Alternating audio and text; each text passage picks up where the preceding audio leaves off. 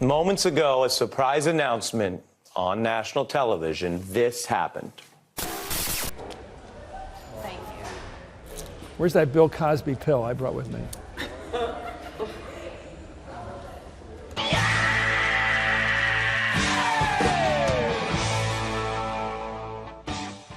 It's an important chair sitting here I'm in right now, this hardball chair.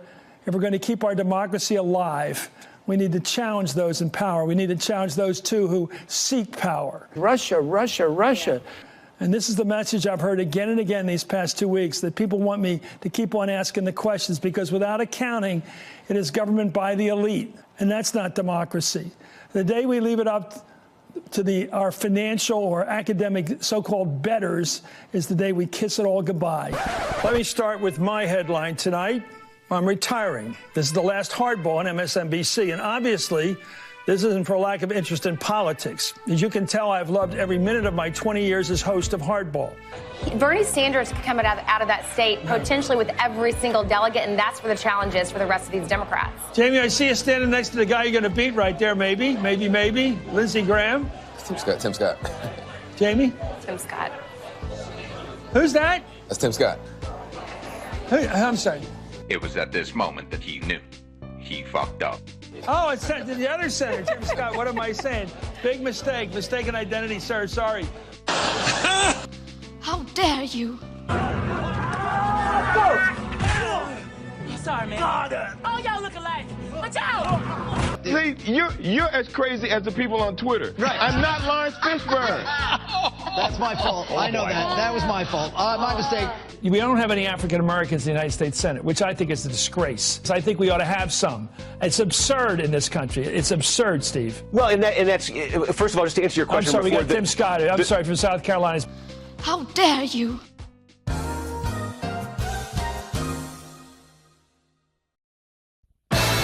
Tucker in Color, an MSNBC production.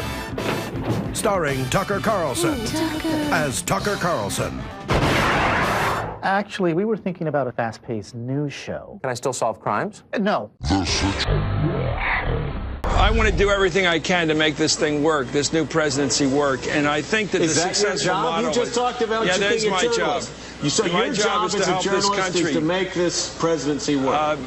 It's to make this work successfully, because this country needs a successful presidency more than anything right now. Do you want some of this? Hell no. He be blonde.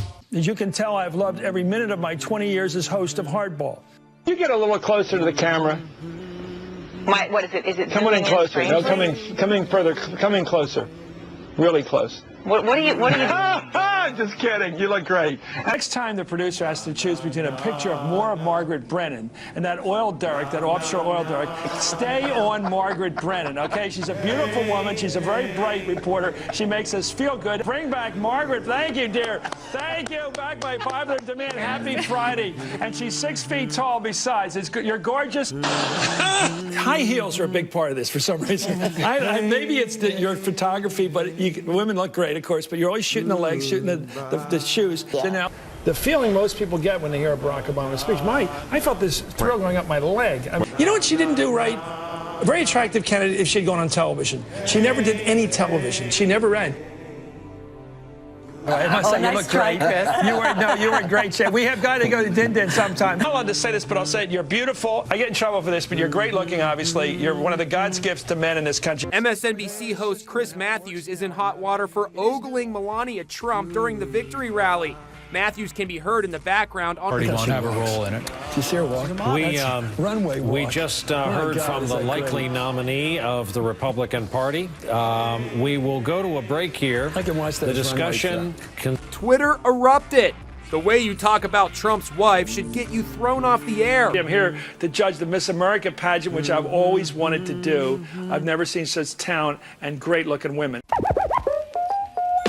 But I want to say a word about this Ted Cruz guy. Ted Cruz, the Joe McCarthy of today. Joe McCarthy seems to have been reincarnated in Ted Cruz. Reminded me and many others of Senator Joe McCarthy. It reminds us of another senator, Senator Joe McCarthy. Not since Joe McCarthy have we seen a senator with such sinister self-assuredness. His style has been compared by some to Joe McCarthy. I'm one of those. But most of all, I think of Joe McCarthy. Ted Cruz reminds me of this guy. Senator Cruz, thanks for coming back on so soon after your last visit here, and I appreciate that. Is Philly part of America? Is L.A.?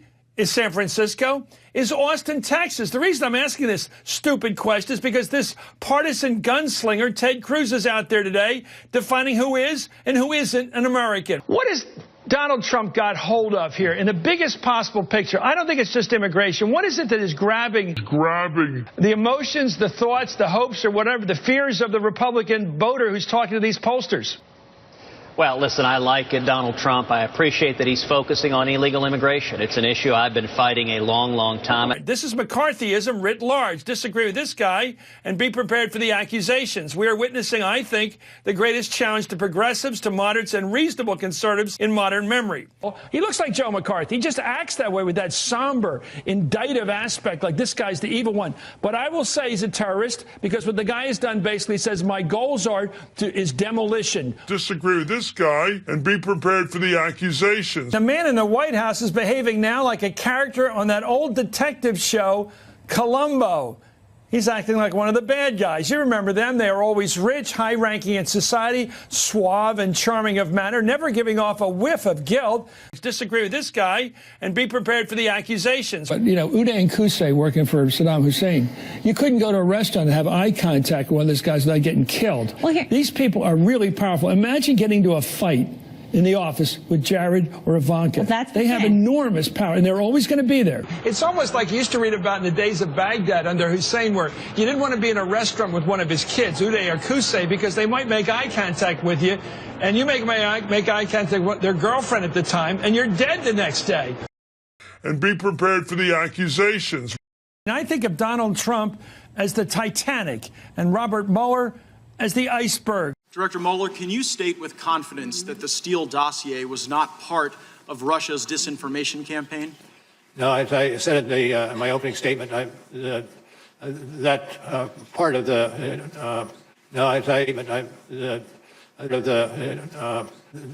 I almost had it. You stuttering prick yet?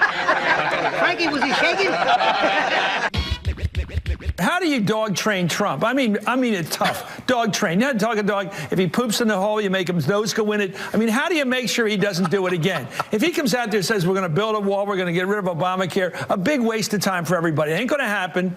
A big waste of time for everybody. It ain't going to happen. The Democrats can at least stop that stuff from happening. Yeah. Nearly 3 years after President Trump took office, work is finally underway on one of his key campaign promises. A new border wall is being constructed along the 2,000-mile-long southern border. A big waste of time for everybody. It ain't going to happen. If you take a look over here to my left, you will see the new construction that is happening. A lot of this has just happened in the last few weeks. That's great. Your dad in Clemson was a rock star. When he came in, by the way, before the W people trashed him, you and I, we were all rooting for your dad. Dark part of political we were all history, rooting for for sure. him, yeah. I found my thrill.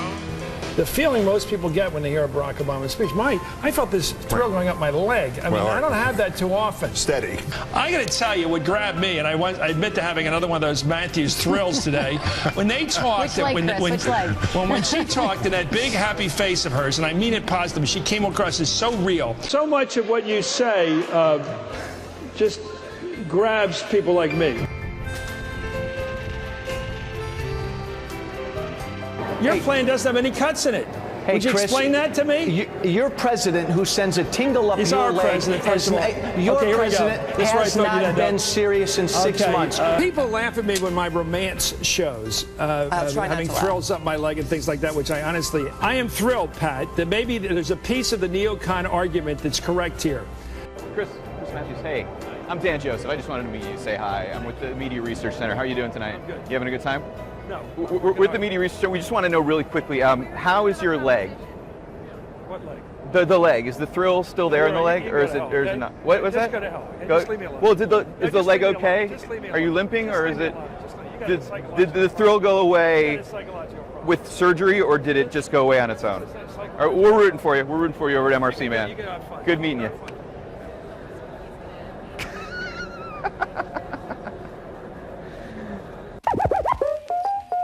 Well, Chris Matthews of MSNBC, of course, a longtime fixture in cable news, 30 years, shocked viewers tonight and quit his job at the beginning of his show on the air.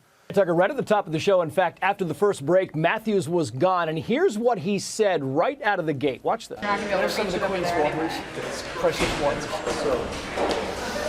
Thank you. Where's that Bill Cosby pill? Wow. Okay.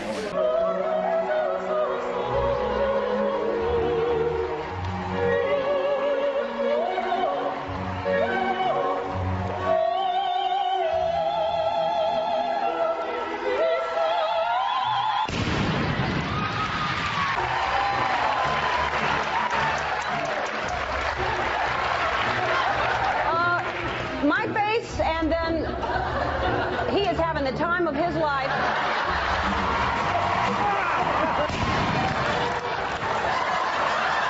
I'm scared because in 6 days, Chris Matthews is going to be here.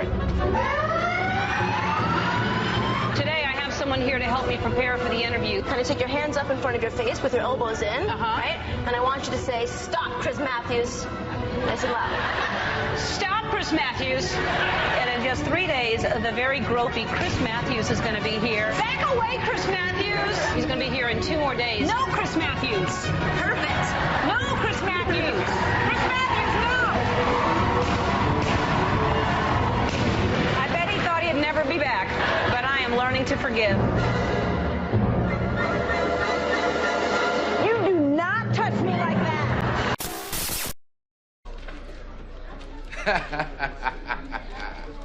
Bye-bye, dickhead.